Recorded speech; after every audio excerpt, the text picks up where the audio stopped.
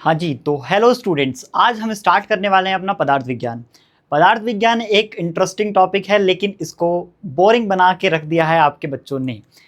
वो बच्चे सोचते हैं कि भाई ये किस तरीके का टॉपिक है जो आपको आयुर्वेद में पढ़ना है और ये क्यों ही दिया गया है। तो ये तो हम सारी चीज़ें जान लेंगे कि आयु आपको क्यों दिया गया है और आपको इसको क्यों पढ़ना है और किस तरीके से पढ़ना है, वो सब चीज़ें हम बताएंगे। अभी आपको बस इतना जानना है कि पदार्थ विज्ञान क्या है और इससे हमें किस तरीके से डील करना है, वो बेसिक सी चीज़ें आपको हम सब चीज़ें इस वाले लेक्चर में कवर अप कर लेंगे। इसके बाद हम चलेंगे जो आपके सिलेबस है उसमें जो जो पॉइंट्स दिए हुए हैं उसके अकॉर्डिंग हम क्या करेंगे, सारे सिलेबस को हम कवर अप करते हुए अपने पूरे पदार्थ विज्ञान को ख़त्म करेंगे। तो अभी आप पढ़ लीजिए इजीली, अच्छे से, कोई दिक्कत नहीं है। जब तक आप इसका लास्ट लेक्चर तक पहुंचोगे तो आप पदार्थ विज्ञान के मास्टर हो चुके होंगे। ठीक है, ये मैं अपनी बड़ाई नहीं कर रहा हूँ, ये आप लोगों की बड़ाई है, क्योंकि मास्टर कौन होगा? आप लोग। तो ए वाला लेक्चर अभी इसमें क्या करेंगे, हम बेसिक से स्टार्ट करेंगे, फिर धीरे धीरे धीरे धीरे जैसे एक सीढ़ी चढ़ती है ना, तो उस तरीके से आप टॉप पे पहुंच जाएंगे और बड़े आसानी से पूरा बढ़िया तरीके से आपके जब आप यूनिवर्सिटी एग्ज़ाम लिखोगे उस टाइम पे क्वेश्चन पेपर आपके पास आएगा, तो वो क्वेश्चन आपको जो दिखेंगे ना वहाँ पे, वो ऐसे लगेंगे कि हलवा है। ठीक है, तो बड़े कोई भी टॉपिक को मिस नहीं करना है, तभी वो हलवा दिखेगा। क्योंकि अगर कोई भी चीज़ मिस कर दी, तो एक छोटी सी भी चीज़ अगर आपने मिस कर दी है तो वो दिक्कत कर सकती है आपको। क्यों? क्योंकि एमसीक्यू भी आपके सिलेबस में इंक्लूड हो चुके हैं। जो आपका एनसीईआरटी ने नया सिलेबस दिया है उसमें आजकल एमसीक्यू पूछे जाते हैं, फिर आपका 5 मार्क्स का एक शॉर्ट पूछा जाता है और फिर आपका एक लॉन्ग पूछा जाता है। इस तरीके से आपके क्या होते हैं, पूरा क्वेश्चन का पेपर पैटर्न है। तो थोड़ा उसको थोड़ा अगर डिस्कस कर लूँ तो देखो, आपके 20 जो हैं, 20 आपको बोले गए हैं क्या? एमसीक्यूज। 20 एमसीक्यू बोले गए हैं आपके। 20 एमसीक्यू होते हैं और ईच होता है 1 मार्क्स के लिए। ठीक है, एक हर एक क्या है 20 मार्क्स का है, और सॉरी 1 मार्क्स का है। 5 आपके शॉर्ट आंसर क्वेश्चंस हैं, वो क्या है आपके, हर एक क्या है, सॉरी 8 जो हैं, 8 आपके शॉर्ट आंसर क्वेश्चंस हैं। 8 शॉर्ट आंसर क्वेश्चंस हैं, हर एक 5 मार्क्स का है, तो ये हो गया आपके 40 मार्क्स। फिर आपका 10 मार्क्स के 5 क्वेश्चन, सॉरी 4 क्वेश्चन है, चार आपके लॉन्ग हैं, 4 आपके लॉन्ग आंसर क्वेश्चंस हैं, और हर एक क्या है 10 मार्क्स का है। तो ये हो गए आपके कितने, 40 मार्क्स। तो 40 प्लस 40 और 20, ये हैं 20 मार्क्स। तो ये हो गया आपके टोटल 100 मार्क्स। तो ये 100 मार्क्स की थ्योरी है, उसका पेपर 1 है। आपके पदार्थ विज्ञान के 2 पेपर होंगे और दोनों पेपर में आपको 100 में से 50-50 नंबर्स कवर अप करने हैं, यानी कि पेपर 1 और पेपर 2। तो पेपर 1 और पेपर 2 को क्या करना है, आपको मिला के क्या करना है, 100 नंबर लाने हैं पास होने के लिए। ठीक है, फॉर पासिंग। इससे अगर 99 भी आएंगे तो आप क्या होगा, आपका बैक लग जाएगी। ठीक है, तो हर एक पेपर में 50 मार्क्स। ऐसा नहीं है कि आपने इसमें 60 आ गए और इसमें 40 आ गए, तो दोनों मिला के आपके 60 हो गए, तो क्या हो, आप पास हो। ऐसा कोई कंपलसरी नहीं है कि इसमें भी 50 होने चाहिए और इसमें भी 50 होने चाहिए। ठीक है, तो ये है आपका एक बेसिक सा पैटर्न। अब बात करेंगे आपके पदार्थ विज्ञान की, कि भाई पदार्थ विज्ञान क्या होता है और क्यों ये इसको दिया गया है और क्यों एक बीएमएस स्टूडेंट इसको पढ़ता है। तो देखो, पदार्थ विज्ञान का जो मीनिंग है वो हम थोड़ी देर में समझेंगे, बस पहले अभी जान लो कि इसको क्यों पढ़ना है। तो जो भी आप लोग बीएमएस करोगे, बीएमएस करने के बाद क्या करोगे, फिर आप डॉक्टर बन जाओगे। डॉक्टर करने के बाद आपको क्या करना है, आपके पास पेशेंट आएगा, पेशेंट को आप क्या करोगे, फिर उसका एग्जामिनेशन करोगे, फिर अपना डायग्नोस बनाओगे, फिर उसको ट्रीटमेंट दोगे। तो ये 3 चीज़ क्या होती हैं, आपकी मेन होती हैं। डायग्नोसिस करना है आपको, डायग्नोसिस करना है, डायग्नोस मतलब पता करना है कि उसको कौन सी बीमारी है, और फिर उसको क्या करना है, आपका ट्रीटमेंट करना है। और डायग्नोसिस कैसे करोगे आप, एग्जामिन करके। तो ये चीजें जो हैं आपका डायग्नोसिस, एग्जामिन और ट्रीटमेंट। तो आयुर्वेद में इन तीनों चीजों को जिस तरीके से आप करोगे, यानी कि उसका एग्जामिन किस किस चीज से करोगे, क्या क्या वहां पे आपको अपनी बॉडी में, आपकी बॉडी में जैसे आपकी आंखें हैं, आपके क्या बोलते हैं स्रोत इंद्रिय है, तो उनसे क्या क्या चीजें आप सुन सकते हो, क्या क्या चीजें देख सकते हो, वो सब पढ़ना है आपको अपने पदार्थ विज्ञान में। फिर उससे आप अपना डायग्नोसिस बनाओगे, फिर फर्दर क्या करोगे, ट्रीटमेंट करोगे। तो ये सब चीजों में आपका रोल प्ले करता है आपका पदार्थ विज्ञान। और बच्चे इसको कॉम्प्लिकेटेड बना देते हैं, क्यों? क्योंकि इसमें क्या है, आपको संस्कृत और श्लोक्स पढ़ने हैं, और ऐसी हिंदी है वो बहुत टिपिकल होती है, बच्चों को समझ में नहीं आती, खासकर जो सीबीएसई और आईसीएसई वाले बोर्ड वाले बच्चे होते हैं। तो वो बच्चे क्या करेंगे, इस पदार्थ विज्ञान को ऐसे टिपिकल सब्जेक्ट बना देंगे, लेकिन हम क्या करेंगे, इसको बहुत आसानी से और मजे के साथ इसको पढ़ेंगे। तो सबसे पहले हमें यहाँ पे दो वर्ड सीख रहे हैं, पदार्थ और विज्ञान, पदार्थ और विज्ञान। तो पदार्थ, इनको देखो ब्रेक कर दो, पदार्थ और विज्ञान ये दो तरीके में। अब पदार्थ को भी दो तरीके से डिवाइड करो, दो पार्ट्स में ब्रेक कर दो, पद और अर्थ। पद और प्लस में इसका लिखा है अर्थ, पद और अर्थ मिलकर बने पदार्थ। और विज्ञान भी क्या है, दो वर्ड से मिलकर बना है, वी और ज्ञान, वी प्लस ज्ञान। अब देखो ये चार आपको चीजें मिल गई यहाँ पे, पद, अर्थ, वि, ज्ञान, तो पदार्थ विज्ञान। अब पद क्या होते हैं, पद होते हैं आपको, इसको हम पूरा अच्छे से आगे भी पढ़ेंगे थियोरेटिकल में कि थ्योरी में किस तरीके से लिखना है, बट अभी समझने के लिए समझो पहले। पद क्या होते हैं, पद बोलते हैं आप किसी को, किसी के शब्द को, जो आपने शब्द या फिर वर्ड देखा है, वर्ड।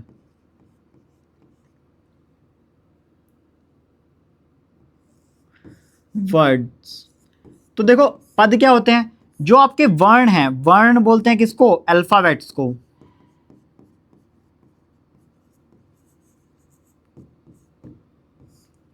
तो जब ये अल्फाबेट्स या फिर हिंदी में जिनको वर्ण बोलते हैं, जो आपने नर्सरी में वर्णमालाएं पढ़ी हैं, तो जब वो वर्ण जो है, वर्ण जैसे कि आपका क, ख, ग, ये सब जो है, ध, च, ह, ल, ये सब एक्सेट्रा जितने भी हैं, ये सब आपके आते हैं वर्ण के अंदर। तो ये वर्ण क्या है, जब इस तरीके से अरेंज होते हैं जिससे क्या होता है, एक मीनिंगफुल साउंड निकलता है या मीनिंगफुल एक वर्ड बनता है, तो उसी को बोल रहे हो क्या आप, शब्द बोलते हो उसको, जब उसका कुछ मीनिंग निकले। ऐसा नहीं है कि आपने कोई भी दो तीन वर्ण लिए और उनको अरेंज कर दिया, जैसे ये आपने ये कर दिया, क, ये कह हो गया, तो इसका मीनिंग निकल रहा है। लेकिन अगर मैं इसको कर दूं कि कुछ भी ऐसा बना दूं, धकर, ऐसे धकर बोल दूं, तो इसका कोई मीनिंग नहीं निकल रहा है ना, इसका कोई मीनिंग निकल रहा। तो मीनिंगफुल जो वर्ण मिलेंगे और उनसे एक मीनिंगफुल चीज बनेगी, उसी को बोल रहे हो क्या आप, शब्द। और उसी को बोल दिया है संस्कृत में क्या, पद। ठीक है, अब उस पद का भी क्या होगा, एक अर्थ होगा, अर्थ यानी कि उसका मीनिंग होगा।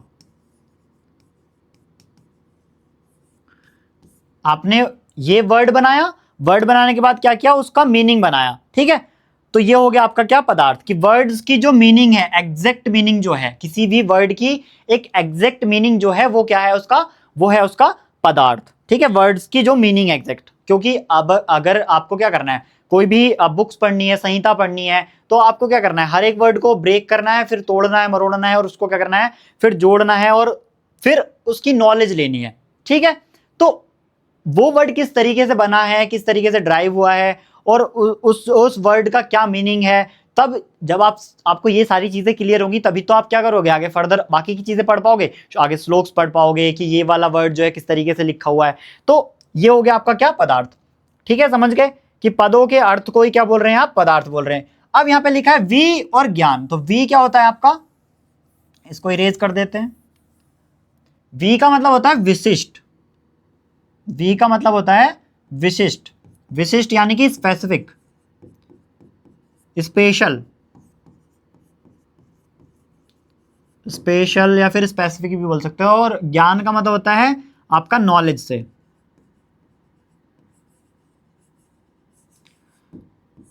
तो पदार्थ है क्या, आपके वर्ड्स के मीनिंग, और उन मीनिंग्स की भी क्या आपको एक स्पेशल नॉलेज होनी चाहिए, उनकी भी क्या हो, स्पेशल नॉलेज होनी चाहिए। तो वही क्या कहलाता है, आपका पदार्थ विज्ञान कहलाता है। समझ गए कि भाई आपके पदार्थों के विशेष ज्ञान को या फिर विशिष्ट स्पेशल नॉलेज को ही क्या बोल रहे हो आप, ऐसी साइंस जिसमें वर्ड्स जो है उनके मीनिंग की एक स्पेसिफिक नॉलेज हो या स्पेशल नॉलेज हो, उसको बोल रहे हो आप क्या, पदार्थ विज्ञान। समझ गए, तो ये ही ऐसी एक साइंस है जिसमें आपको जो भी आयुर्वेद के टिपिकल और डिपिकल वर्ड लिखेंगे ना, आप जब तक इसको नहीं पढ़ पाओगे तो आप उनको समझने में फिर दिक्कत करोगे कि भाई ये कैसे टिपिकल से वर्ड आ गए। तो पदार्थ विज्ञान इसलिए जरूरी है पढ़ना कि आपको जो वर्ड्स जो आपको टिपिकल लग रहे हैं, जो आपको ऐसे लग रहे हैं कंफ्यूजिंग से कि संस्कृत के वर्ड हैं या फिर किसी और लैंग्वेज के हैं, हिंदी के हैं, तो उनको समझने के लिए आपको पदार्थ विज्ञान को समझना क्या है, जरूरी हो जाता है। तो ये आपका है पदार्थ विज्ञान। अब थोड़ा सा पदार्थ विज्ञान देख लिया, पदार्थ देखेंगे कि आयुर्वेद जो है वो थ्योरेटिकली पदार्थ को किस तरीके से कंसीडर करता है। तो सबसे पहली चीज ही है ये क्या, इटिमोलॉजिकल डेरिवेशन ऑफ द वर्ड पदार्थ, यानी कि आपको क्या करना है, ये जो पदार्थ वर्ड है ये भी किस तरीके से या किस चीज से मिलकर बना है वो देख रहे हैं। तो देखो ये दो वर्ड से मिलकर बना है जो मैं पहले ही डिफाइन करके आ चुका हूं कि पद और अर्थ। तो पद का मतलब होता है शब्द या फिर अक्षर, और अर्थ का मतलब होता है उसका जो ज्ञान निकलता है। ठीक है, शब्द से ज्ञात होने वाली जो अर्थ है यानी कि जो उसका मीनिंग है। तो अब देखो अक्षर या शब्द क्या होते हैं, शब्द होते हैं वही वर्ण आपके, मैं जो पहले बता के आया हूं। और शब्दों के भी क्या, देखो जैसे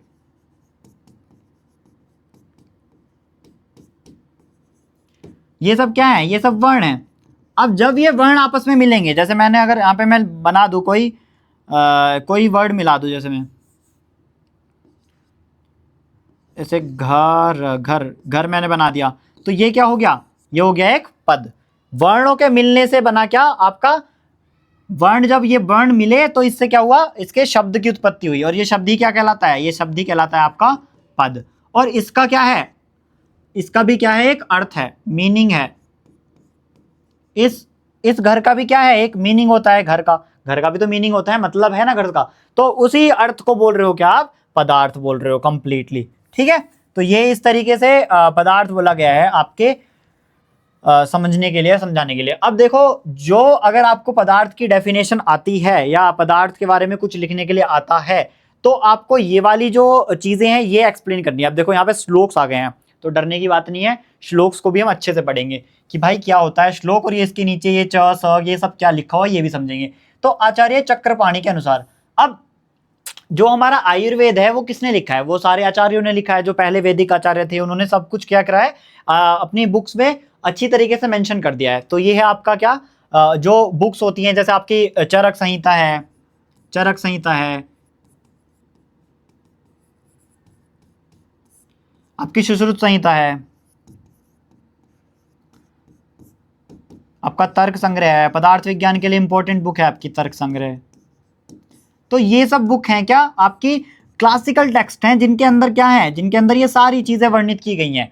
तो वहीं से क्या हुआ है, इस जैसे चरक संहिता है, तो ये चरक संहिता के इसमें भी क्या होता है, जैसे यूनिट्स होती हैं, ऐसे इसमें क्या है, आपकी चरक संहिता को स्थान में क्लासिफाई करा गया है, यानी कि इनकी यूनिट्स हैं। तो ऐसे यहाँ पे चरक सी लिखा है, तो चरक के सिद्धि स्थान से ये लिया गया है। अब सिद्धि स्थान का यह 12 लिखा है, यहाँ पे 12 का मतलब है कि 12 नंबर का जो चैप्टर है, चरक के सिद्धि स्थान के 12 नंबर का जो चैप्टर है, और उसमें भी 41 नंबर का जो श्लोक है, 41 नंबर का जो श्लोक है, उस पे आपके आचार्य जो हैं उन्होंने क्या किया है, टीका लिखी है। टीका मतलब उस जो वर्ड को क्या कर दिया उन्होंने, एक्सप्लेन कर दिया। यानी कि ये पदार्थ जो शब्द है ना, ये किसी श्लोक में आया होगा, ये पदार्थ जो शब्द है किसी श्लोक में आया होगा, और उस श्लोक को समझाने के लिए बच्चों को, आने वाले फ्यूचर जनरेशन को समझाने के लिए जो पहले आचार्य थे वो और अलग डिफिकल्ट लैंग्वेज में लिखते थे, फिर उसको समझाने के लिए क्या किया, ये जो आचार्य हैं थोड़े मॉडर्न टाइम के या नए जनरेशन के आ गए हैं, उन्होंने क्या किया,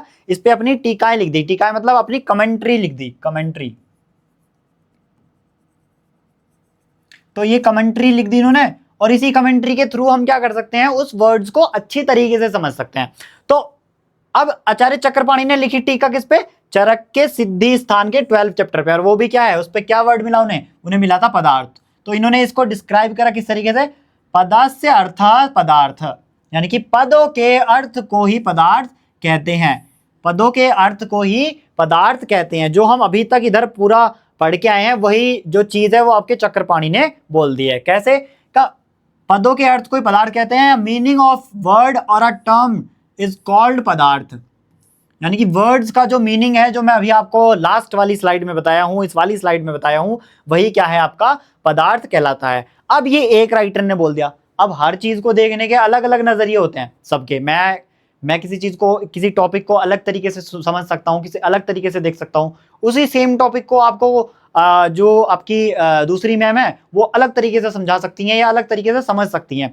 तो वैसे ही क्या हुआ, अलग अलग राइटर्स ने क्या किया, अपने अपने मत दे दिए। उन्हीं मतों को हमें क्या करना है, पढ़ना है। अब आप ये बोलोगे कि हम सबके क्यों पढ़ते हैं, हमें एक कभी तो पढ़ के काम चल सकता है। हाँ बिल्कुल चल सकता है, कोई दिक्कत नहीं है, लेकिन आपकी नॉलेज को इनहेंस करने के लिए आपको उस चीज से रिलेटेड कोई भी छोटे से छोटा पॉइंट भी छूटे ना, इस वजह से आप क्या करते हो, सारे जो आचार्य हैं उनके ज्ञान को कंसीडर करते हो, उनके ज्ञान को पढ़ते हो, ताकि जो भी कोई हल्का सा फुल्का सा भी जो कोई सूक्ष्म पॉइंट है वो छूट ना जाए। क्योंकि आयुर्वेद क्या है, आयुर्वेद बहुत छोटे छोटे लेवल पे जाके क्या करता है, अपना ट्रीटमेंट शो करता है, और हर एक छोटी सी छोटी चीज को भी क्या करता है, वो अपने कंसीडर करके क्या करता है, अपना ट्रीटमेंट और अपने प्रिंसिपल्स को आगे चलाता है। जैसे अगर कोई पर्सन है, दो सेम पर्सन है और सेम ही उनको क्या हुई है, डिजीज हुई है, लेकिन एक क्या है, एक मोटा है, एक क्या है, एक पतला है, तो जो आयुर्वेद है ना वो उन दोनों को सेम तरीके की मेडिसिन प्रिस्क्राइब नहीं करेगा। वो क्या करेगा, उनके हर एक चीज को बहुत बारीकी तरीके से देखेगा और हर एक पर्सन के लिए अलग तरीके की दवाइयां क्या है आयुर्वेद में प्रिस्क्राइब करी गई हैं। तो इसी चीज को, हर एक सूक्ष्म से सूक्ष्म चीज को देखने के लिए क्या करना है, आपको पदार्थों का सहारा लेना है। और इसी वजह से हमें हर एक आचार्य के मत को पढ़ना बहुत जरूरी होता है। तो अब हम अगले आचार्य का मत पढ़ेंगे, जो क्या है, सप्त पदार्थी। अब ये दर्शन पढ़ेंगे हम, एक जो फिलॉसफी है, तो फिलॉसफी की कुछ चीजें भी यहाँ पे आपको देखने के लिए मिलेंगी। तो उन्होंने क्या बोला है, एक ये सप्त पदार्थी क्या है, एक फिलॉसफी की बुक है। आप अभी इतना समझ लो कि ये एक सप्त पदार्थी जो है फिलॉसफी की बुक है। अब उन्होंने क्या बोला है, प्रमिति विषया पदार्थ। प्रमिति क्या होती है, प्रमिति होती है यथार्थ ज्ञान या फिर रियल नॉलेज, यानी कि जो चीज जैसी है उसका उसी तरीके से ज्ञान करना है आपको। तो वो क्या है, आपकी प्रमिति, ठीक है। तो यथार्थ ज्ञान के विषय को पदार्थ कहते हैं। The source of real knowledge is called as पदार्थ, यानी कि जो आपकी रियल नॉलेज का जो सोर्स है, ये वर्ड्स ही तो हैं, इन्हीं वर्ड्स के थ्रू तो आपको नॉलेज मिलेगी, और वो भी कैसी नॉलेज मिलेगी, रियल नॉलेज मिलेगी। तो उसी चीज को बोल दिया किसने, आपके सप्तदर्शी ने, पदार्थ। नेक्स्ट आपके आचार्य सुश्रुत, जो क्या है, जो आपकी सर्जरी के जनक हैं या फादर ऑफ सर्जरी भी हैं, जो आपके सुश्रुत हैं। यानी कि जितनी भी शल्य या सर्जरी की चीजें हैं वो आपके सुश्रुत ने वर्णन की हैं। वहीं पे जो मेडिसिन वाली चीजें हैं वो आपके चरक ने वर्णित की हैं। तो यो अर्थो अभिहित सूत्रे पदवा स पदार्थ, पदस्य अपदयो वा पदार्थ वा अर्थः पदार्थ, ये बोला आपके सुश्रुत ने। और कौन से स्थान में, उत्तर तंत्र में। और ये चैप्टर नंबर 65 है इसका, और श्लोक नंबर है इसका 10th। तो ये बोला आपके किसने, आपकी सुश्रुत संहिता में। और उन्होंने क्या मीनिंग बोला कि यो अर्थ अभिहित सूत्रे पदे, सूत्र बोलते हैं किसको, फॉर्मूले को, फॉर्मूला। और यहाँ पे सूत्र किसके लिए भी बोला गया है, सूत्र बोला गया है श्लोक्स के लिए भी, श्लोक्स या फिर आपका जो श्लोक्स ही ले लो, यहाँ पे एज अ श्लोक कंसीडर आप इसको कर सकते हो। तो सूत्र एग्जैक्ट में वैसे फॉर्मूला होता है। जैसे ये क्या है, ये एक सूत्र दिया है, ये एक सूत्र दिया है, लेकिन श्लोक क्या होता है, श्लोक को आप गा के रिसाइट कर सकते हो, तो यहाँ पे श्लोक और सूत्र दोनों इससे कंसीडर कर सकते हो, फॉर्मूला भी और सूत्र भी। तो सूत्र या पद के, पद वो ही शब्द, ठीक है, शब्द, जो शब्द यहाँ पे बोला गया, अक्षर या पद जो है, शब्द के अर्थ को, जो अर्थ अभिनीत होता है, यानी कि सूत्र या पद से। सूत्र यानी कि जो आपके श्लोक्स आपकी संहिताओं में दिए गए हैं, सारी संहिताओं में श्लोक्स लिखे हुए हैं, तो उन श्लोक से जो अर्थ निकलता है, यानी कि जो उनका मीनिंग ड्राइव होता है, उसी को बोला है कि आपने पदार्थ। तो the meaning which is derived from सूत्र एंड वर्ड, सूत्र और वर्ड इज नॉन एज पदार्थ, यानी कि ऐसी मीनिंग जो किससे ड्राइव हो रही है, आपके सूत्र और वर्ड से, उसी एग्जैक्ट मीनिंग को आपने बोल दिया है क्या, पदार्थ। तो ये हो गया आपका पदार्थ, समझ में आ गया होगा। अब बात करते हैं किसकी, विज्ञान की। तो विज्ञान क्या था वो मैं बता चुका हूं कि इसी पदार्थ की और अच्छी तरीके से नॉलेज लेना, विशिष्ट नॉलेज लेना, स्पेसिफिक नॉलेज लेना, वही क्या कहलाती है, आपकी पदार्थ विज्ञान कहलाती है। तो आई होप आपको ये चीज क्लियर हो गई होगी कि पदार्थ विज्ञान क्या है और इसको आपको क्यों ही पढ़ना है। क्योंकि इससे अगर आप चीज़ें पदार्थ विज्ञान को अच्छे से नहीं पढ़ोगे तो जो छोटी से छोटी चीज़ है वो आप मिस कर जाओगे। तो इस वजह से क्या है, आपको पदार्थ विज्ञान एज अ VMS का सब्जेक्ट दिया गया है। अब लक्षण ऑफ पदार्थ, यानी कि किस चीज़ को देख के आप बोल सकते हो कि ये चीज़ क्या है, एग्जैक्ट में पदार्थ है। आपके भी कुछ लक्षण होंगे, मेरे कुछ लक्षण हैं, कुछ मेरे कैरेक्टरिस्टिक्स हैं, कुछ आपके कैरेक्टरिस्टिक्स होंगे, तो वही कैरेक्टरिस्टिक्स बोले गए हैं किसके, पदार्थ के, कि हम इस चीज को देख के बोल सकते हैं कि हाँ जी ये पदार्थ है। तो सबसे पहला उसमें क्या होना चाहिए, उसमें अस्तित्व होना चाहिए। अगर कोई चीज को आप पदार्थ बोल रहे हो तो उसके अंदर अस्तित्व होना चाहिए। अस्तित्व कैसा, अस्तित्व क्या होता है, जो सत्ता में हो, यानी कि जो क्या हो, एग्जिस्ट करती हो, एग्जिस्ट करती हो। अस्तित्व का मतलब है एग्जिस्ट करती हो, एग्जिस्टेंस।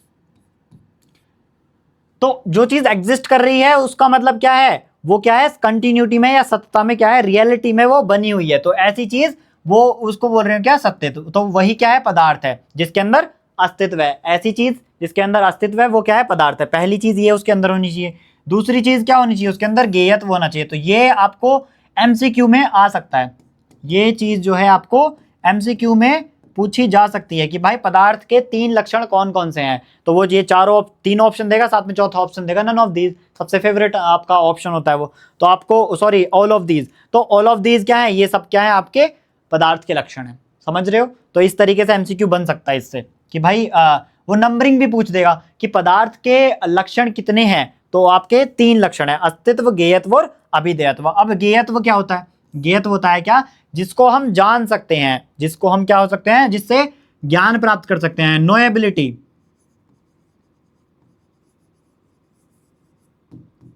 यानी कि पदार्थ के अंदर क्या होना चाहिए, पदार्थ के अंदर गेयत्व होना चाहिए, पदार्थ का ज्ञान हमें प्राप्त किया जा सके। ऐसी चीज जिसको हम क्या कर सकते हैं, जान सकते हैं, वो क्या है, वो पदार्थ है। समझ गए। तो ये हो गया आपका चीज। नेक्स्ट है उसका अभिधेयत्व, यानी कि उसका नामकरण करना चाहिए, नेमेबिलिटी होनी चाहिए उसके अंदर, नेमेबिलिटी होनी चाहिए, यानी कि वो जो चीज है वो नेमेबल हो। ठीक है। तो ये है आपका क्या, अभिधेयत्व। पदार्थ को नाम या संज्ञा दी जा सकती है, पदार्थ को नाम या संज्ञा दी जा सकती है। तो द स्टेट ऑफ नेमेबिलिटी, ये हो गया आपका अस्तित्व, गेयत्व और अभिधेयत्व। अस्तित्व, गेयत्व और अभिधेयत्व। हाँ, ये हो गया आपका पदार्थ विज्ञान की। पदार्थ के हमने लक्षण देख लिए, पदार्थ क्या होता है वो देख लिया, पदार्थ विज्ञान भी देख लिया। अब आते हैं अपने चैप्टर पे। तो चैप्टर का नाम है, हमारे पहला चैप्टर है ये, चैप्टर नंबर 1, चैप्टर नंबर 1 और पेपर भी आपका कौन सा है, ये पेपर 1, फर्स्ट पेपर का पहला चैप्टर, बहुत इंपॉर्टेंट, आयुर्वेद निरूपण। तो हम पढ़ रहे हैं बीएमएस में आयुर्वेद को, और उसी को अब यहां पे पढ़ना है आपको कि आयुर्वेद होता क्या है, एग्जैक्ट में आयुर्वेद क्या है। तो आयुर्वेद पढ़ना है तो आयुर्वेद को समझना भी पड़ेगा कि आयुर्वेद क्या है। ठीक है। तो अब आयुर्वेद क्या है, देखो आयुर्वेद निरूपण का मतलब है कि जिसमें आयुर्वेद का वर्णन किया गया हो, ऐसा चैप्टर जिसमें आयुर्वेद के बारे में बताया गया है सब चीजें। अब ये आयुर्वेद ही क्या है, आयुर्वेद को भी 2 तरीके से डिवाइड कर दो, 2 पार्ट्स में ब्रेक कर दो, आयु और वेद। तो हम पहले पढ़ेंगे आयु को और फिर पढ़ेंगे वेद को। अगर आप इन 2 वर्ड्स को भी देखो तो आपको कुछ तो समझ में आ रहा होगा कि ऐसा वेद जिसमें आयु के बारे में आपको पता चले, ऐसा वेद या ऐसी साइंस जिसमें आपको क्या नॉलेज मिले, आपकी आयु के बारे में नॉलेज मिले। आयु क्या होती है, आयु वही आपकी लाइफ टाइम या लाइफ पीरियड इसको बोल सकते हो। तो जिससे आप क्या कर सकते हो, अपनी आयु को अच्छा बना सकते हो, लंबा जीने के लिए रास्ते खोज सकते हो कि किस तरीके से आपको स्वस्थ रहना है, आयु किस तरीके से आपकी बढ़ सकती है, कितनी आपकी आयु है और कब बंदा मरने वाला है, वो सब क्या है, वो सब आयु है।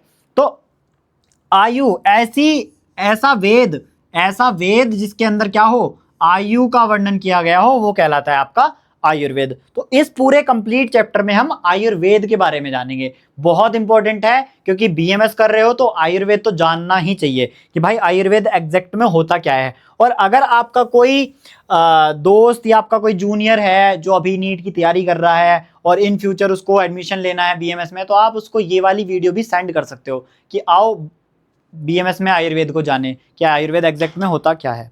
ठीक है।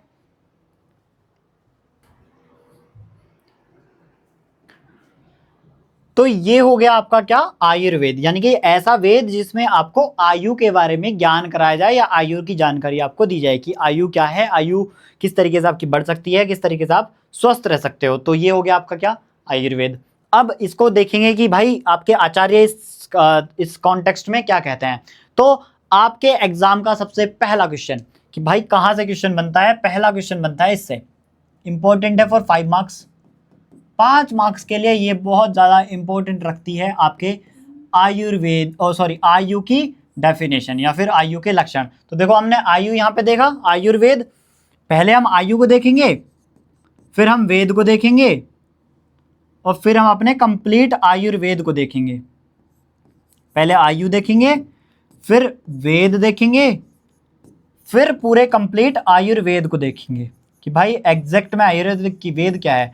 तो पहले आयु को पढ़ेंगे फिर वेद को पढ़ेंगे। तो पहला टॉपिक है उसमें क्या, आपका आयु। तो आयु बोल रहे हैं लाइफ पीरियड को, और ये इंपॉर्टेंट क्वेश्चन है आपका 5 मार्क्स में, बहुत फेवरेट क्वेश्चन है आपके एग्जामिनर का।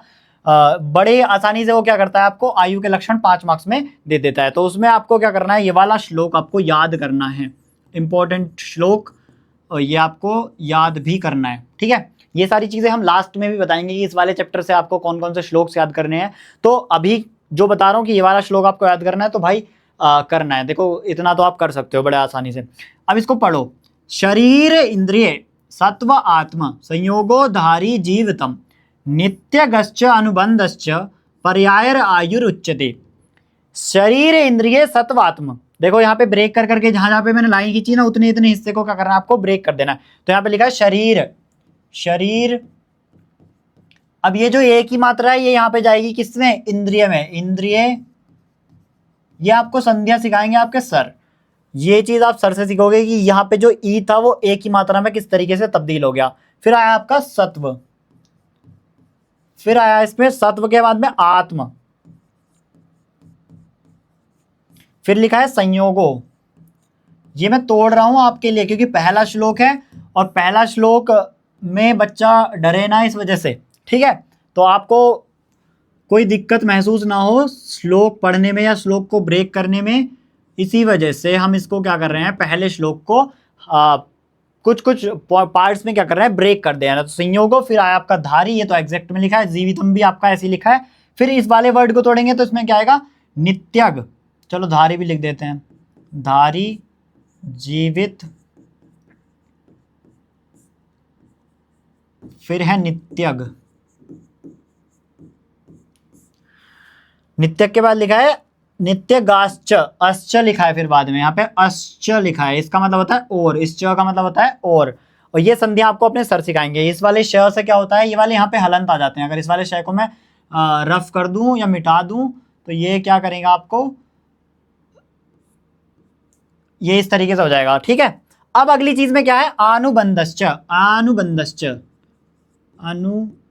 अनुबंध अश्च, इसमें भी अश्च लिखा है तो अश्च का फिर से ऊपर वाली तरीके से हो जाएगा। फिर आया क्या, पर्यायर आयुर उच्चते, तो यहां पे लिखा है पर्याय, पर्याय, पर्याय। फिर लिखा है क्या आपका आयु, नेक्स्ट पॉइंट लिखा है क्या आयु। फिर लिखा है उच्चते। तो ये इस पूरे श्लोक को मैंने तोड़ दिया है, शरीर इंद्रिय सत्व आत्म संयोगो धारी जीवितम नित्यगश्च अनुबंधश्च पर्यायर आयुर उच्चते। अब इसको अगर आपको रिसाइट करना है तो देखो ऐसे करना है, शरीर इंद्रिय सत्वात्म संयोगो धारी जीवितम नित्यगश्च अनुबंधश्च पर्यायर आयुर उच्चते। ये आपको संस्कृत वाले सर भी बड़े अच्छे तरीके से समझा देंगे कि भाई किस तरीके से आपको रिसाइट करना है। ठीक है, साथ में आपको जब ये आयु के लक्षण लिखने हैं तो ये श्लोक तो एग्जामिनर के मुंह पे मारना ही मारना है। अगर ये नहीं मारोगे तो वो आपको नंबर कम देगा, फिर मार के आपको क्या करना है, आपको ये श्लोक मारना है तो फिर वो खुश हो जाएगा और नंबर देगा पूरे 5।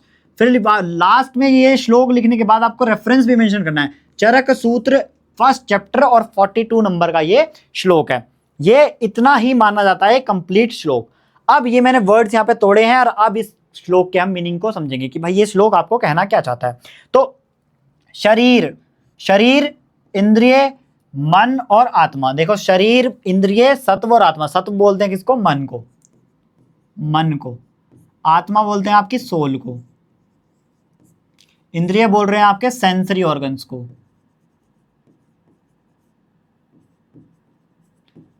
और शरीर बोल रहे हैं आपकी बॉडी को। तो अब देखो संयोग बोलते हैं किसको, मिलने को। यहां तक देखो, शरीर इंद्रिय सत्व आत्म संयोग, बस इतनी ही क्या है आपकी आयु है। ये इतना जो वर्ड लिखा है ये आपका आयु लिखा है कि जब शरीर इंद्रिय सत्व और आत्मा का संयोग होता है, यानी कि ये आपस में मिलते हैं। कौन कौन? आपका शरीर यानी कि आपकी बॉडी, और बॉडी के साथ आपके मिलते हैं सेंसरी ऑर्गन्स, और सेंसरी ऑर्गन के साथ आपका मन, और मन के साथ आपकी आत्मा मिलती है। और इन आत्माओं, इन चारों चीजों के मिलने के बाद आपका क्या होता है? आपकी आयु फॉर्म होती है। यानी कि जब तक ये चारों चीजें साथ रहेंगी तब तक बंदा क्या रहेगा? जीवित रहेगा, और तब तक उसकी आयु बनी रहेगी। ठीक है, इतना समझ में आ गया कि जब तक शरीर, इंद्रियां और मन और आत्मा, तो ये चीजें जब चारों मिली रहेंगी, आपस में संयोग करके रखेंगी, तब तक क्या है? तब तक के उस पीरियड को बोला जाता है क्या? आयु। समझ गए? नेक्स्ट वर्ड आया था यहाँ पे धारी, जीवित, नित्यक और अनुबंध। धारी, जीवित,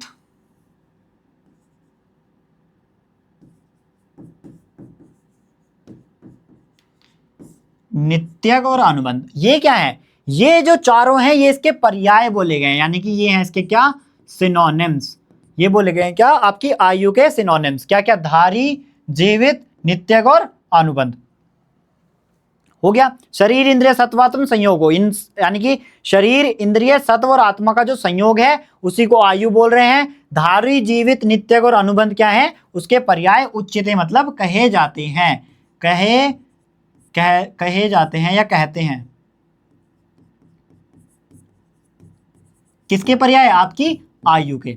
तो ये हो गई आपकी आयु की डेफिनेशन विद उसके पर्याय। अब आप यहाँ पे एक डाउट में होंगे कि ये धारी क्या होता है, जीवित क्या होता है, नित्य क्या होता है और अनुबंध क्या होता है। तो इन वर्ड्स को भी आपके चक्रपाणी ने, चक्रपाणी कौन है? वो आपके चरक संहिता के टीकाकार हैं, यानी कि उन्होंने उस पर कमेंट्री लिखी है।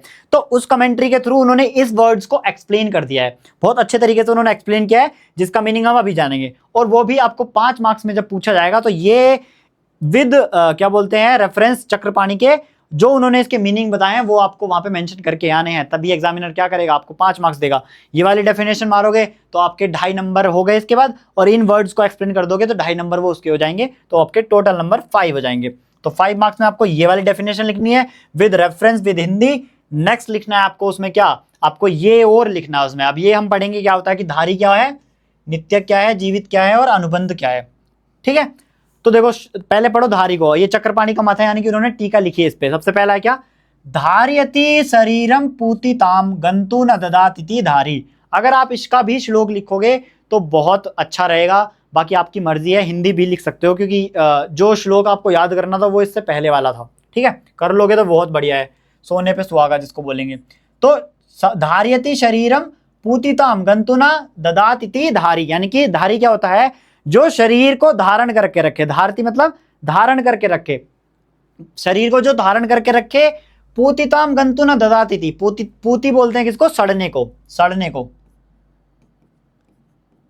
तो यानी कि जो शरीर को धारण करके रखे और उसको सड़ने से बचाए या सड़ने ना दे। ना गंतु मतलब ना दे, ऐसी चीज को बोल रहे हैं क्या हम? ऐसी चीज को बोल रहे हैं हम धारी। तो इसका मीनिंग क्या निकला कि शरीर का धारण करने वाला और जो शरीर को सड़ने ना दे वो क्या है? धारी। और यही पर्याय है किसका? आपकी आयु का। तो आयु को आयु बोल सकते हैं कि जब तक आपकी आयु है तब तक वो आपके शरीर को धारण किए हुए है और वही आपके शरीर को सड़ने नहीं दे रही। ठीक है, आयु को बोल दिया ये। नेक्स्ट चीज बोलिए जीवितम। ये भी किसका पर्याय है? ये भी आयु का पर्याय है। तो जीवयति प्राणानाम धार्यति इति जीवितम, यानी कि प्राणों को जीवित रखने वाला ही क्या है? आपका आयु है, और उसी को जीवित बोल रहे हैं, यानी कि जो प्राणों को जीवित रखे, यानी कि जो आपकी लाइफ बनाए रखे। नेक्स्ट आपका नित्यक। नित्यक क्या है? नित्यक नित्यम शरीरस्य क्षणिकत्वेन गच्छति इति नित्यक, यानी कि नित्य ही क्षण क्षण में गतिशील होते हुए चलने वाला। अब जो आयु है वो कंटिन्यूटी में बढ़ती जा रही है ना, हर पल में क्या हो रहा है? देखो आप अभी क्या बोल रहे थे, पिछले साल 1 साल के थे, फिर अगले साल 2 साल के हो गए, फिर 3 साल के हो गए। इस तरीके से आप क्या हुआ, अब हो सकता है आप में से कोई 21 साल का हो, कोई 22 साल का हो, कोई 23 साल का भी हो सकता है। तो कंटिन्यूटी में क्या हो रहा है? ये गतिशील हो रही है। ये जो आयु है ये गतिशील हो रही है, यानी कि ये नित्य चलती चली जा रही है, चलने वाली है। तो नित्यक है, ये नित्यक बोल रहे हैं इसको। ठीक है, कंटिन्यूटी में है जो, वही क्या है? आपकी आयु है। तो धारी, जीवित और नित्यक। अगली चीज है क्या? अनुबंध। अनुबंध, बंध का मतलब होता है कुछ भी चीज बांध के रखना। अब ये क्या बांध के रखती है? तो अनुबंधात आयु अपर पर शरीर आदि संयोग रूपतया इति अनुबंध, यानी कि पूर्व काल के जो अच्छे और बुरे चीज हैं उनको उत्तर काल में जीवन से, शरीर आदि से संयोग रूप में जो बांधे रखता है वही क्या है आपका अनुबंध है। यानी कि जो आपने पूर्व काल में, यानी कि जो पहले लास्ट जो आपकी जीवन है, जैसे मैं मान लो अभी आप 24 साल के हो या आप 22 साल के हो, तो उससे पहले के काल में, उससे पहले की जो चीजें हैं जो आपने मान लो अपने चाइल्डहुड में कुछ चीजें की हैं, और कुछ हर एक बच्चा क्या करता है, अटपटी चीजें करता है, तो वो जो हो गई वो चीजें क्या हो गई, वो चीजें क्या है आपकी पूर्व काल की। पूर्व काल के जीवन को उत्तर काल के जीवन से और उनका क्या करना है, शरीर आदि के साथ संयोग रूप में बनाए रखता है या बांधे रखता है, उसी को बोल रहे हैं क्या आप अनुबंध। यानी कि कुछ मेमोरीज जो हैं वो आपने पूर्व कर्म की, और उत्तर कर्म होता है आने वाले, उत्तर काल वो है जो फर्दर फ्यूचर में चीजें आने वाली हैं, तो उनको जो बांधे रखे किससे, आपके शरीर आदि से, वही क्या है आपका अनुबंध है। और यही क्या है आपका आयु का पर्याय है। यानी कि जब तक आपकी आयु है आपको अपने चाइल्डहुड की बातें थोड़ी याद रहेंगी, आपके जो यंग वाली एज है उस टाइम पे जो आपके चीजें हैं वो भी याद रहेंगी। तो ये चारों चीजें हैं किसकी, आपकी आयु के पर्याय। और आयु का जब 5 मार्क्स में क्वेश्चन आएगा तो आपको उसकी डेफिनेशन विद श्लोक विद रेफरेंस डालनी है उसमें, और उसके साथ ये जो चारों चीजें हैं ये एक्सप्लेन कर देनी है। तभी आपको एग्जामिनर, जब आप एग्जामिनर के मुंह पे ये चारों चीजें फेंक के मारोगे तभी वो क्या करेगा, आपके मुंह पे नंबर फेंक के मारेगा, और वो भी अच्छे वाले। तो अब हमने आयु देख ली, हम पढ़ रहे हैं क्या आयुर्वेद। तो आयुर्वेद में हमने आयु देख ली, अब पढ़ेंगे हम क्या वेद, कि भाई वेद क्या होता है। तो वेद शब्द की उत्पत्ति विद धातु से हुई है। अब ये धातु क्या है, धातु इज नॉट मेटल। धातु जब आप पढ़ोगे तो आप संस्कृत में पढ़ोगे कि जिनसे क्या होते हैं वर्ड्स ड्राइव होते हैं, उन चीज को धातु बोल देते हैं संस्कृत में, कि जिससे क्या हो फर्दर कोई चीज ड्राइव्ड हो। तो विद धातु से क्या हुआ है, वेद बना है। अब इसमें क्या करते हैं, कुछ प्रत्यय लगा देते हैं, कुछ उपसर्ग लगा देते हैं, ये सब चीजें आप संस्कृत में पढ़ोगे, ये संस्कृत की चीजें हैं। तो जो विद धातु है उसका अर्थ क्या होता है, उसका अर्थ है ज्ञान, आख्यान, सतता, विचारण तथा लाभ। ये 5 चीज जो है इस अकेले विद के लिए बोली गई है। यानी कि इसका एक अर्थ होता है ज्ञान। तो मैं जब बोल रहा था कि जिसमें आयु का ज्ञान हो वो क्या है आपका आयुर्वेद है। नेक्स्ट चीज बोलिए कि उन्होंने आख्यान, यानी कि जिसमें क्या हो आयुर्वेद का बखान हो, जिसमें बहुत अच्छी तरीके से एक्सप्लेन किया गया हो।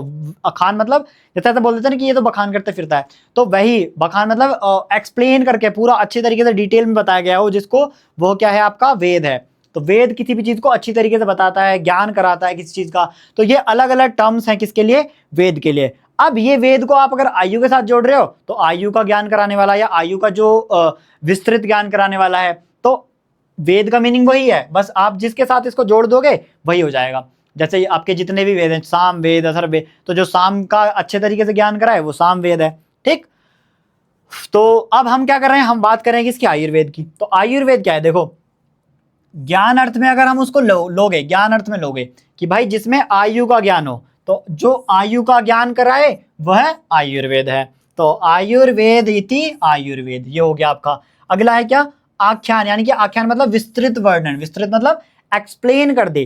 तो आयु को का जो विस्तृत ज्ञान कराए, विस्तृत ज्ञान यानी कि आयु कैसी होती है, किस तरीके की होती है, और उसमें पूरा डिटेल डिस्क्रिप्शन हो आयु का, ऐसा वेद क्या कहलाता है आपका, ऐसा वेद कहलाता है आयुर्वेद।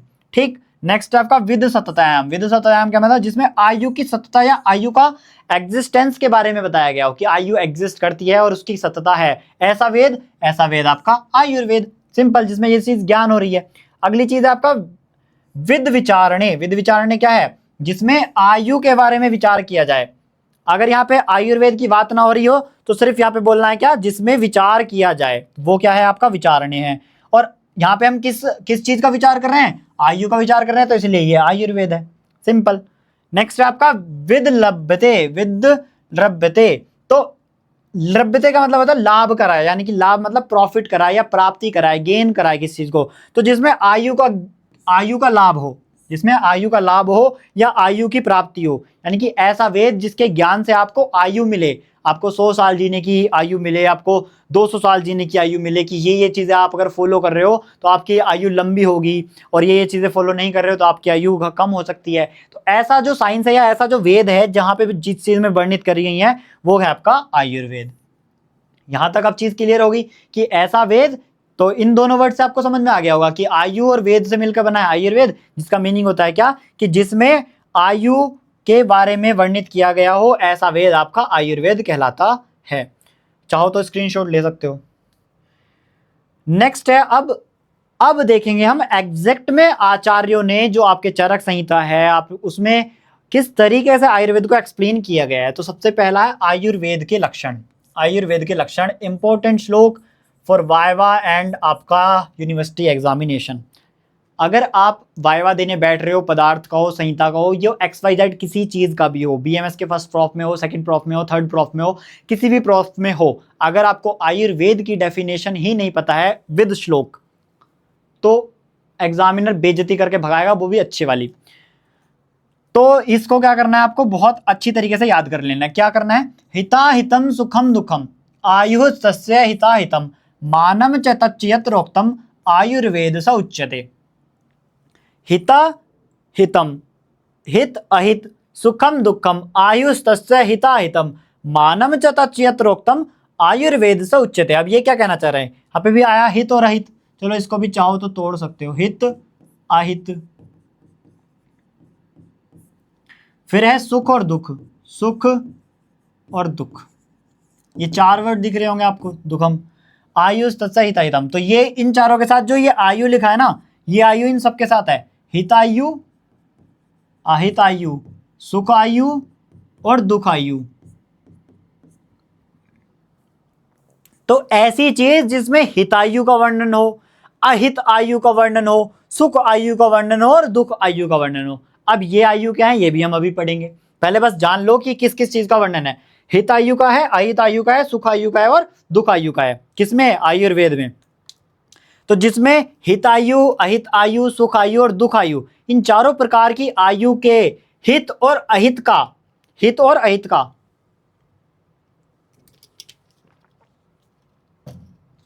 यानी कि ये जो आयु है, ये जो चारों आयु हैं, ये जो चारों आयु आई है यहाँ पे, इनका हित किस तरीके से हो सकता है, यानी कि ये अच्छी किस तरीके से हो सकती है। हित मतलब पथ्य या बेस्ट, इन आयु को आप बेस्ट किस तरीके से कर सकते हो। और इनके लिए अहित क्या है, यानी कि जो इनके लिए कॉन्ट्रा इंडिकेटेड चीज है वो है इनका अहित। तो ये क्या क्या है, यानी कि किस चीज को करने से आपको आपकी जो ये हित आयु है ये बढ़ेंगी, और क्या क्या इनके ड्रॉबैक्स हैं वो हैं इसके अहित। तो ऐसी चीज का जहां पे वर्णन किया गया हो, साथ ही साथ आयु का मान भी वहां पे वर्णन गया हो। मानम च तच्च यत्रोक्तम, यत्रोक्तम मतलब जहां पे कहा गया हो या जहां पे वर्णित किया गया हो या जहां पे बताया गया हो। आयु के मान का, मान मतलब उसका मेजरमेंट कितना है, कि कितने साल ये बंदा जीने वाला है, कितने साल में ये मर जाएगा, क्या क्या इसके मरने से पहले इसके लक्षण आएंगे, अरिष्ट लक्षण उनको बोले जाता है। तो वो सब चीजों का जहां पे वर्णन किया गया है वही क्या है, वही आपका आयुर्वेद स उच्यते, आयुर्वेद कहा जाता है। तो ये डेफिनेशन आपकी बहुत इंपॉर्टेंट है, और जो है आपके चरक सूत्र फर्स्ट चैप्टर के 41 नंबर का श्लोक, ये आपको याद होना चाहिए। आपके वाइवा और आपका जो यूनिवर्सिटी का एग्जाम है वहां पे पूछी जा सकती है, और ये वाला ऐसा श्लोक है जिसको आप कहीं पे भी दे के मार सकते हो बड़े आसानी से। चलो नेक्स्ट है आपका, इसके साथ एक आयुर्वेद का प्रयोजन हो रहा है, उसको भी आप कहीं पे भी दे के मार सकते हो। कुछ भी नहीं आता तो वो वाला श्लोक तो चिपका ही सकते हो बड़े आराम से। तो जिसमें हितायु हो, अहितायु, अब ये क्या होती है ये भी देखेंगे। सुखायु दुखायु ये क्या होती है, आयु का मान मैं बता चुका हूँ, और आयु का जो स्वरूप है वो हम आगे भी पढ़ेंगे कि किस तरीके से आयु का स्वरूप यानी कि आयु बनी हुई है, उसको देखेंगे हम आयुर्वेद के स्वरूप को। तो जहां पे इन सब चीजों का वर्णन किया गया है वो आपका आयुर्वेद है। समझ गए, इतना तो समझ में आ ही गया होगा, अब तक मैं इतनी सारी चीजें बता के आया हूँ, हर चीज को बारीकली एक्सप्लेन किया है। अब आती है हितायु। अब हितायु क्या होती है, देखो हितायु है क्या, सबसे पहला पॉइंट है हितेषण पुनर्भूतानाम, यानी कि सभी प्राणियों के हित को चाहने वाला, यानी कि सबका कल्याण चाहने वाला, ऐसा पर्सन जो सबका कल्याण चाहे, यानी कि ये भी अच्छा रहे, ये भी अच्छा रहे, इसको भी मजे मिले, सबका जो कल्याण चाहे वो क्या है आपका, उस पर्सन की आयु क्या है, उस पर्सन की आयु हितायु है। पहली पॉइंट है ये। इस तरीके से आपके टोटल 14 पॉइंट्स बोले गए, सॉरी 16 पॉइंट बोले गए हैं, 16 पॉइंट बोले गए हैं एक हितायु वाले पर्सन के। जिस पर्सन के अंदर ये 16 के 16 विद्यमान है वो बेस्ट पर्सन है, मतलब हितायु है, हितायु को जी रहा है, ठीक है। दूसरे क्या, पर स्वादु परतस्य, पर स्वादु मतलब, पर मतलब होता है दूसरा, तो दूसरे के धन आदि की इच्छा ना करता हो, जो दूसरे के धन आदि की इच्छा ना करता हो कि भाई इसके पास ये है, ये मेरे पास होना चाहिए, ये इसके पास है, ये मेरे पास भी होना चाहिए, तो ऐसी इच्छा ना रखता हो। वो क्या है आपका पर साधु पर तस्य है। अगर आप ये संस्कृत के वर्ड्स जो हैं याद कर लेते हैं तो बहुत अच्छी बात है, वरना आपको हिंदी तो याद होनी ही चाहिए। नेक्स्ट है आपका सत्यवादिनम। सत्यवादिनम मतलब जो सदैव सत्य बोलता हो, सदैव सच बोलता हो, हमेशा ट्रुथ बोलता हो। नेक्स्ट है क्या समपरस्य, यानी कि शांत रहने वाला हो या फिर शांति प्रिय हो। शांति प्रिय हो, देखो ये मेरे नाम का मीनिंग है प्रशांत। तो आप एक वर्ड तो मेरे से ही रिलेटेड याद कर सकते हो कि भाई सर ने पढ़ाया था, और वो हितायु के अंदर आता है क्या प्रशांत, यानी कि जो क्या हो शांत रहता हो। प्र मतलब ज्यादा, यानी कि शांत प्रेमी हो या फिर ज्यादा शांत रहता हो। हालांकि मैं ऐसा हूं नहीं, आपको जिस तरीके से बताया जा रहा है, ठीक है। नेक्स्ट है आपका परीक्षा कारिणो। परीक्षा कारिणो मतलब परीक्षा क्या होती है, परीक्षा होती है एग्जामिनेशन। तो किसी भी कार्य को करने से, कारिणो मतलब किसी भी कार्य को करने से पहले उसकी जांच पड़ताल करता हो कि भाई ये काम करना ठीक रहेगा या फिर नहीं, सोच विचार के काम करता हो, वो क्या है आपका परीक्षा कारणियो। कि इसका जो फल है और अफल है, यानी कि इसका जो रिजल्ट निकलेगा वो अच्छा होगा या बेकार होगा, उस पर विचार करके क्या करे कार्य में प्रवृत्त हो। प्रवृत्त यानी कि इंडल्ज हो। नेक्स्ट आपका परीक्षा कारिणो, ये 2 बार हो गया, कोई नहीं छोड़ो इसको। नेक्स्ट आपका 6 नंबर अप्रमतस्य, यानी कि सावधान रहे। अ लिखा है तो मतलब असावधान ना रहना, असावधान ना रहना, यानी कि ऐसा पर्सन जो हमेशा अटेंटिव रहे। अटेंटिव रहे वो क्या है आपका अटेंटिव रहने वाला क्या है आपका, उसकी जो आयु है वो है हितायु। ठीक है, समझ रहे हो, ये तो समझ में आ ही रहा होगा कि भाई जो शांत रहता हो, सबका अच्छा चाहता हो, भला चाहता हो, सदैव सच बोलता हो, झूठ बोलेगा तो क्या होगा, लड़ाइयाँ झगड़े होंगे, तो उससे क्या होगा इफेक्ट पड़ेगा आपकी आयु पे, जो क्या होगी आपकी मजा नहीं आएगा जिंदगी में। तो ऐसी आयु जिसमें ये सब चीजें हो रही हैं वो क्या है हितायु है। नेक्स्ट आपकी त्रिवर्ग परस्परेण अनुपहत उपसेवन मानस्य, यानी कि 3 वर्ग। त्रिवर्ग कौन कौन से हैं, धर्म अर्थ और काम। धर्म अर्थ और काम, इन तीनों का क्या करे, इन तीनों का सेवन करने वाला हो। और ऐसा ना करे कि एक चीज को पकड़े तो दूसरी चीज को छोड़ दे। अब ये धर्म अर्थ काम मोक्ष क्या होते हैं, सॉरी धर्म अर्थ और काम, क्या तीनों चीज बोली गई, धर्म अर्थ और काम, धर्म अर्थ और काम।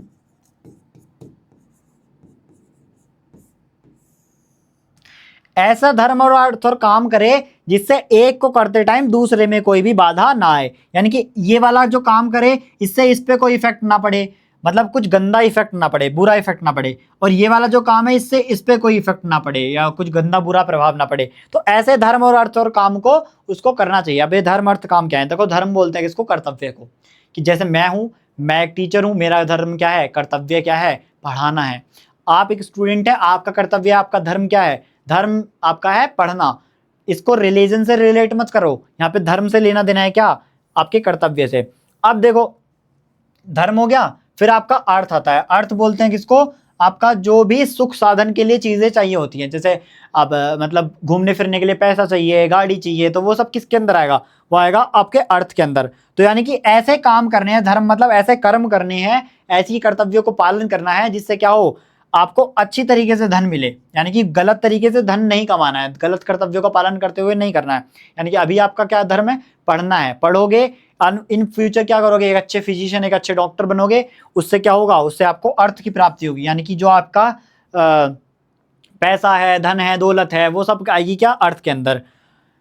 अब ये अर्थ भी आ गया, आपने अच्छे अच्छे धर्म करे, उसके बाद अर्थ आया, अर्थ के बाद क्या करना है आपको, आपको काम करना है। काम मतलब अपनी डिजायर्स पे फोकस करना है, यानी कि अच्छी अच्छी डिजायर, जैसे अच्छा काम अपना अच्छा कर्तव्य फॉलो किया, फिर उससे आपने को जो धर्म मिला वो भी, और उसके बाद क्या करना है आपको, बहुत जो आपको चीजें अच्छी लगती हैं उन उन कामों को करना है, उन डिजायर्स को फॉलो करना है। जैसा किसी को पहाड़ों पे घूमने जाना पसंद है, किसी को बीचेस पे जाना पसंद है, किसी को गाड़ियों का शौक है, तो ये थोड़े अच्छे अच्छे काम आपको कर लेने हैं। तो इनसे इनका कहना क्या है कि ऐसा पर्सन जो अच्छे काम करने के बाद ही अपने धर्म अर्थ और तीनों वर्ग को बोल दे, क्या करे, तीनों वर्ग में अच्छी तरीके से इंडल्ज हो, उससे एक से दूसरे पर कोई भी इफेक्ट ना पड़े। तो वैसे पर्सन की आयु क्या है, सुख आयु है, ओ सॉरी सुख आयु कह रहा हूं, हितायु है, हितायु। नेक्स्ट आपका पूजक, यानी कि पूजनीय जो लोग हैं उनकी क्या करे, पूजा करे। यानी कि ऐसे लोग जो पूजनीय हैं, यानी कि जो आपके घर में आपके घर में कह रहा हूं, जो आपके देवता हैं या फिर जो अच्छे पर्सन हैं, जो सज्जन लोग हैं, सज्जन पुरुष हैं, उनकी क्या करे, उनकी पूजा करे। नेक्स्ट आपका ज्ञान विज्ञान उपशमनशीलस्य, यानी कि ज्ञान विज्ञान उपशम का शील युक्त होना चाहिए। यानी कि देखो जो आप उसको क्या है, नॉलेज भी होनी चाहिए और फिर उसकी स्पेसिफिक नॉलेज भी होनी बहुत ज्यादा जरूरी है। इस सब से क्या होना चाहिए, वो युक्त होना चाहिए। नेक्स्ट आपका वृद्धोपस्विन। वृद्ध क्या होते हैं, वृद्ध होते हैं बूढ़े लोग। तो ऐसा पर्सन जो क्या करे, बूढ़े लोगों की सेवा करे, उसकी आयु हितायु। नेक्स्ट आपका सुनियत राग ईर्ष्या मदमान वेग से, यानी कि ये जो वेग होते हैं, वेग क्या होते हैं, आपकी जो भी अर्जेज होती हैं उन अर्ज को क्या करे, रोक के रखे। किस किस अर्ज को, राग को। राग मतलब किसी से अगर अट्रैक्शन हो रहा है उसको रोक के रखना है, क्योंकि ज्यादा अट्रैक्शन भी क्या कर सकता है, हार्म कर सकता है। तो ऐसा पर्सन जो इन सबको क्या करे, ऐसे ऐसे वेगों को, यानी कि किसी की तरफ अट्रैक्ट हो रहा है तो उसको रोक के रखे, उस वेग को, वो वेग आ रहा था, अर्ज आ रही थी, उसको रोक के रखे। क्रोध आ रहा है उसको भी रोक के रखे, किसी पे गुस्सा ना करे, गुस्सा आने से क्या हो सकता है, हार्म हो सकता है। ईर्ष्या यानी कि जलन ना करे, जलन ना करे। मान यानी कि अभिमान ना करे, अभिमान जिसको हो जाता है कि भाई मैं सुप्रीम हूं, मेरे से बड़ा कोई नहीं है। ऐसे जो वेग है उनको अच्छी प्रकार धारण करे, यानी कि रोक के रखे। धारण मतलब रोक के रखे, इनको बाहर ना निकाले, यानी कि किसी की तरफ अट्रैक्शन हो रहा है तो उसकी तरफ ज्यादा अट्रैक्ट ना हो। ठीक, इस तरीके से इस ऐसे पर्सन की आयु हित आयु। नेक्स्ट आपका सततेम विविध प्रदान परस्य, यानी कि निरंतर दान आदि करते रहना चाहिए, यानी कि जो आपका दान आदि जो पुण्य कर्म है उनको कंटिन्यूटी में करता रहे। ऐसा पर्सन की आयु क्या है, हितायु है। नेक्स्ट आपका तपो ज्ञान परसमन नित्यस्य, यानी कि उसको तप भी करना है और जो उसके उस जो तप यानी कि तपस्या वगैरह करता रहे, पूजा आदि करता रहे, और उससे क्या करे, अपने चित्त यानी कि जो आपको उसका जो मन है उसको शांत बनाए रखे, ध्यान में रहे, ध्यान करे, मेडिटेशन करे, इन सब चीजों को करे, तप करे, ज्ञान की प्राप्ति में रत रहे, रत मतलब लीन रहे, उसमें खोया रहे। तो ऐसे ऐसे काम करे, वो क्या है, आपका हितायु वाला है। अगला है क्या, आध्यात्म विद तत्परस्य, यानी कि जो आत्म का चिंतन होता है, आत्म चिंतन मतलब जो आपकी आत्मा है उसमें ध्यान युक्त पूर्वक इंडल्ज हो, यानी कि इसको भी आप मेडिटेशन से रिलेट कर सकते हो। ठीक है, तो उसमें भी क्या हो, तत्पर रहे। तत्पर मतलब एकदम आगे रहे, अग्रणीय रहे, सबसे प्रायोरिटी में रहे कि भाई हाँ मैं ये चीज को अच्छी तरीके से कर सकता हूं। लोकम इमं चा चामु चावेक्षामाणम आख्ये, यानी कि दोनों लोग, इहलोक और परलोक दोनों पे ध्यान रखने वाला हो। इहलोक क्या होता है, यानी कि जिस लोक में आपने जन्म लिया है और आप अपनी पूरे लाइफ को स्पेंड करोगे। नेक्स्ट दूसरा लोक क्या है, परलोक। परलोक मतलब जहां पे आप मरने के बाद जाने वाले हो, वो स्वर्ग हो सकता है या फिर नर्क हो सकता है, उसको बोल रहे हैं क्या, परलोक। तो आयुर्वेद इस चीज को फॉलो करता है, इसी वजह से बोला गया है क्या, दोनों लोगों को ध्यान रखने वाला, यानी कि ऐसे अच्छे अच्छे काम करे जिससे उसको फर्दर भी जो है अच्छा लोक ही मिल रहे। स्मृति मतो मन, यानी कि उत्तम स्मृति वाला। स्मृति क्या होती है, आपकी रिकॉलिंग पावर, रिकॉलिंग पावर। तो ऐसा बंदा जिसकी रिकॉलिंग पावर क्या हो, उत्तम हो, उत्तम यानी कि बेस्ट हो। तो बेस्ट रिकॉलिंग पावर जिसकी होगी वो पर्सन भी क्या होगा, हित आयु वाला होगा। नेक्स्ट चीज आती है इसी में क्या, आपकी अगली है अहित आयु। अब हमने इतनी चीज, इतनी जो ये फैलाई है रायता सा, ये सब क्या है, ये सब आपका हित आयु के लिए है। अब बात करेंगे अहित आयु की। तो अहितम मतो विपर्ययेण, विपर्ययेण का मतलब होता है अपोजिट। तो ये अभी तक जो 16 पॉइंट लिखे हैं इन्हीं को उल्टा कर देना है, बस इनको क्या करना है, उल्टा कर देना है और इसमें मेंशन कर देना है। तो वो होगी क्या, आपकी अहित आयु। अब इसको समझने के लिए जैसे क्या है, सभी प्राणियों के लिए अपने अंदर कल्याणकारी भावना ना रखने वाला, यानी कि जो प्राणी है, जो एनिमल्स हैं, बर्ड्स हो गई, जितने भी संसार में प्राणी हैं, उनके ऊपर कल्याण की भावना ना रखने वाला, वो क्या है, अहित आयु वाला है। यानी कि इसको भी मारो, उसको भी मारो, अहिंसा करो पूरा। तो वो ऐसा पर्सन क्या है, अहित आयु वाला है। तो इनमें सब में ना लगा देना है। वो क्या है, बूढ़ों की सेवा ना करे, पूजनों की पूजा ना करे, और किसी भी काम को करने से पहले सोच विचार ना करे। ये सब वाला जो पर्सन है वो उसकी आयु जो होगी वो अहित आयु होगी। नेक्स्ट बात करते हैं किसकी, सुख आयु की। तो सुख आयु का सबसे पहला पॉइंट आपका शरीर मनसाम्याम रोगाभ्याम अभिद्रुतस्य है, यानी कि ऐसा पर्सन जिसके अंदर शारीरिक और मानसिक व्याधियां ना हो, यानी कि इसको फिजिकल और मेंटल जो डिसऑर्डर्स होते हैं वो नहीं हो, रहित मतलब नहीं हो उसको। ठीक है, ऐसा पर्सन, उसकी आयु क्या होगी, सुख आयु होगी। सीधी सी बात है, अगर वो बीमार नहीं रहेगा तो सुखी रहेगा, सुखी रहेगा तो सुख आयु रहेगी। अगली चीज है विशेषण यौवनता, विशेष रूप से युवा हो। अब देखो जो बूढ़े लोग होते हैं उनको भी बीमारियां ज़्यादा लगती हैं, इधर उधर कूलते फूलते रहते हैं। तो ये कि भाई मेरा इधर दर्द हो रहा है, उधर दर्द हो रहा है, तो दर्द क्या करता है, दुख देता है, तो दुख देगा तो दुख आयु हो जाएगी। तो विशेषता यौवनता में हो, यानी कि उसके जो धातुएं हैं वो एकदम श्रेष्ठ रूप में हो, उनका सार हो एकदम बेस्ट तरीके का। तो उस टाइम पे क्या होगा, शरीर में चुस्ती फुर्ती सब चीजें बनी रहेंगी। तो इसलिए बोला गया है कि सुख आयु किसकी होगी, जो युवा अवस्था में हो, जो यंगस्टर्स हैं उनकी जो आयु है वो सुख आयु होगी। लेकिन आजकल के यंगस्टर्स ऐसे हो गए हैं कि भाई सोना खाना सब चेंज कर रखा उन्होंने। नेक्स्ट आपका समर्थ अनुगत बल वीर्य यश पौरुष पराक्रमस्य, यानी कि उसकी बॉडी में, उसकी जो शरीर है उसका बॉडी में क्या होना चाहिए, शक्ति होनी चाहिए, बल होना चाहिए, वीर्य होना चाहिए, पौरुष होना चाहिए और पराक्रमी भी होना चाहिए। वो ऐसा पर्सन जिसके अंदर ये सारी चीजें हैं उसकी आयु है सुख आयु, यानी कि उसके अंदर स्ट्रेंथ हो, वीर्य यानी कि पोटेंशियल हो, और पौरुष यानी कि उसका जो जैसे मैन है तो मैनिज्म हो, और फीमेल है तो उसमें फेमिनिज्म हो, ठीक है। और आपका जो पराक्रमी होते हैं यानी कि जो किसी भी चीज से डरे ना, युद्ध करने से कोई डरे वरे ना, तो वैसे लोग क्या है आपके, वो क्या है आपके सुखायु वाले हैं, यानी कि सब कुछ उनमें क्या है बढ़िया तरीके से बलवान है। ज्ञान विज्ञान इंद्रिय बलार्थ बल इंद्रिय अर्थ बल समुदाय वर्तमान से, यानी कि जो उसका ज्ञान है, विज्ञान है, इंद्रियां हैं, और इंद्रियों के जो अर्थ हैं वो भी क्या होनी चाहिए, बल समुदाय से युक्त होनी चाहिए। यानी कि ज्ञान भी उसका अच्छा होना चाहिए, विज्ञान भी उसका अच्छा होना चाहिए, साथ में जो उसकी इंद्रियां हैं यानी कि जो उसकी सेंसरी ऑर्गन्स हैं वो अच्छी तरीके से सारे जो चीजें हैं उनको ग्रैस्प करके लाएं बलवान तरीके से। जैसे जिससे मैं किसी चीज को देख रहा हूं, अगर मेरी आंखें किसी चीज को देख रही हैं, तो अगर वो उसको अच्छे तरीके से देख रही हैं और उसमें कोई धोखा नहीं खा रही, जैसे मैंने अगर रस्सी देखी तो मुझे उससे रस्सी को देख के रस्सी ही पता चले, ऐसा ना लगे कि ये सांप था, तो वो इंद्रियां क्या है, बलवान युक्त हैं। तो ऐसा क्या होना चाहिए, उसके सेंस ऑर्गन जो है वो प्रॉपर तरीके से काम कर रहे होने चाहिए, तब उसकी आयु क्या है, सुखायु है। वरना वो उल्टे सीधी चीजें देखेगा और फिर उल्टा सीधा सोचेगा तो आयु दुखायु हो जाएगी।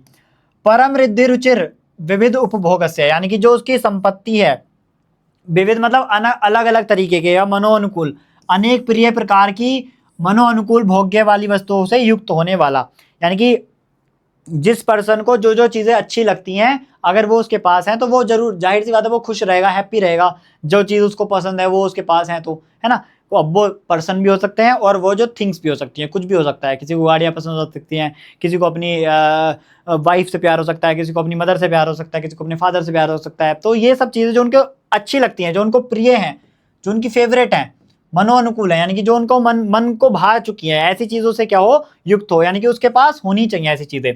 नेक्स्ट का समृद्ध समारंभ से, यानी कि किसी भी कार्य में सफलता प्राप्त होना, यानी कि ऐसा पर्सन होना चाहिए, यानी कि वो किसी काम को करे ना तो वो उसका काम सफल हो जाए, यानी कि काम बन जाए, और काम बनेगा तो वो खुश हो जाएगा। मान लो अगर किसी को अपनी फैक्ट्री खोलनी है किसी भी तरीके से, और उसने फैक्ट्री खोल दी और वो बढ़िया भी चल रही है, दुकान भी खोलनी है तो दुकान भी बढ़िया चल रही है, आपको अपना क्लिनिक खोलना है, आपका क्लिनिक बढ़िया चल रहा है, तो आप खुश रहोगे, सिंपल सी बात है। तो वो क्या है, आपकी सुखायु है। नेक्स्ट आपका ज्येष्ठ विचारणीन, अपनी इच्छा अनुसार आहार विहार का सेवन करने वाला, यानी कि ऐसा इच्छा अनुसार, यानी कि जो मन कर रहा है वो खाने वाला। मान लो अगर आप किसी का आज मन कर रहा है कि मुझे राजमा चावल खाने हैं, किसी का मन कर रहा है छोला चावल खाने हैं, किसी को दाल चावल पसंद होते हैं, तो जो इच्छा मन में कर रही है उस चीज को खाने से क्या होगा, उसको खुशी होगी तो वो क्या होगा, उसकी आयु सुखायु होगी। ठीक है। नेक्स्ट है क्या आगे, दुखायु मतलब विपर्यण, यानी कि इन सब के क्या करना है, अपोजिट कर देना है, उल्टा लगा देना है, क्या यानी कि शारीरिक और मानसिक व्याधियों से युक्त हो, युवावस्था में ना हो, बल वीर्य पौरुष पराक्रम से युक्त ना हो, ज्ञान विज्ञान इंद्रिय विषय बल युक्त ना हो, ऐसी आयु क्या है आपकी, दुख आयु के अंदर आती है। सुख आयु के वाली ये है, इसके उल्टा कर दोगे तो दुखायु हो जाएगी। तो ये हो गई आपकी आयु कंप्लीट। यहाँ पे कौन कौन सी, सुखायु, दुखायु, हितायु और अहितायु। आयु हो गया, आयुर्वेद हो गया, सारी आयु मैंने बता दी। अब हो गया हमारा कंप्लीट यहाँ पे क्या, आयुर्वेद की। आयुर्वेद क्या है, तो इन्हीं आयु को हमें अच्छा किस तरीके से करना है, क्या क्या उसके लिए आपको चीजें करनी है, क्या क्या रेजीम फॉलो करनी है, वो सब आपको संहिताओं में और पदार्थ में भी वर्णन किया गया है।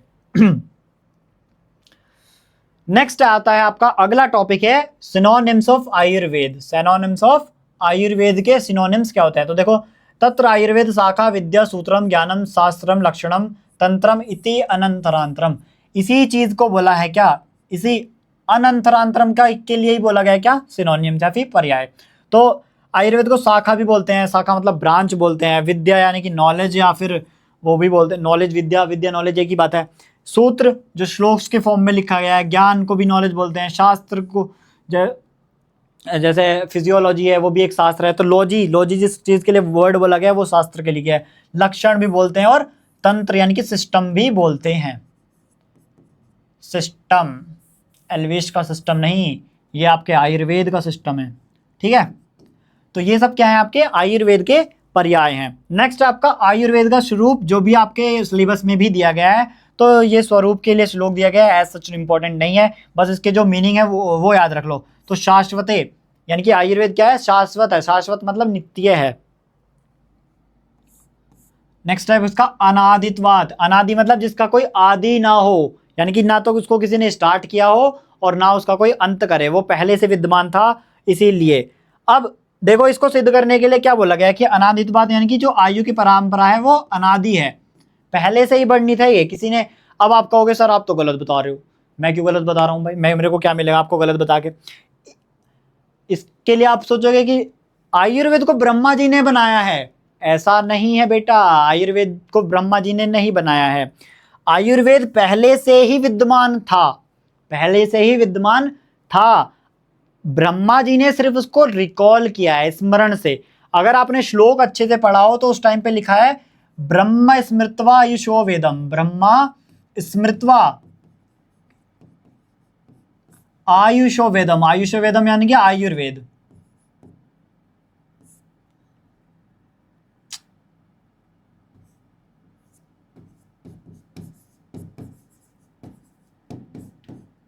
ऐसा श्लोक पढ़ा होगा संहिता में, पहला श्लोक है, जब आप ब्रह्मा स्मृत्वा आयुषो वेदम प्रजापति में जिग्रह उस तरीके से पढ़ते हो, तो ब्रह्मा ने क्या किया है, स्मरण किया है। स्मरण भी उसी चीज का कर सकते हो जो पहले से विद्यमान है या पहले कभी थी। तो ब्रह्मा जी ने उसको बनाया नहीं है, सिर्फ रिकॉल किया है। तो वो क्या था, पहले से था और वो नित्य है, यानी कि हमेशा बना रहेगा इन फ्यूचर भी।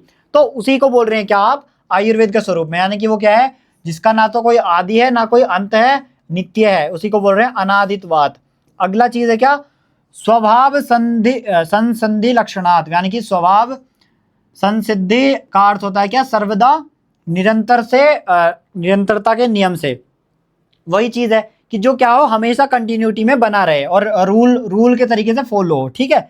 अगली चीज है स्वभाव भाव स्वभाव नित्यत्वात्, सेम वही चीज है, द्रव्यों का जो स्वभाव है वो नित्य होता है, यानी कि जितने भी द्रव्य हैं आपकी एनवायरमेंट में, जो भी द्रव्य हैं, पेड़ हैं, पौधे हैं, वो सब क्या है, वो सब नित्य चीजें हैं। उसी तरीके से क्या है, आपका आयुर्वेद भी क्या है, नित्य है। क्यों, क्योंकि आयुर्वेद में भी क्या करते हो आप, द्रव्य के बेस पे ही क्या करते हो, ट्रीटमेंट चलाते हो, बाकी चीजें करते हो, तो वो भी क्या है, वो सब चीजें नित्य हैं। तो ये हो गया आपका आयुर्वेद का स्वरूप। आयुर्वेद के स्वरूप में आपको 3 चीजें याद रखनी है, शाश्वत, चौथी 4 चीजें, सात्वत, अनादित्वाद, स्वभाव संसंधितात लक्षणम, और भाव अभावस्य नित्यत्वात्। ये सब आपको याद रखने हैं, ये चारों वर्ड।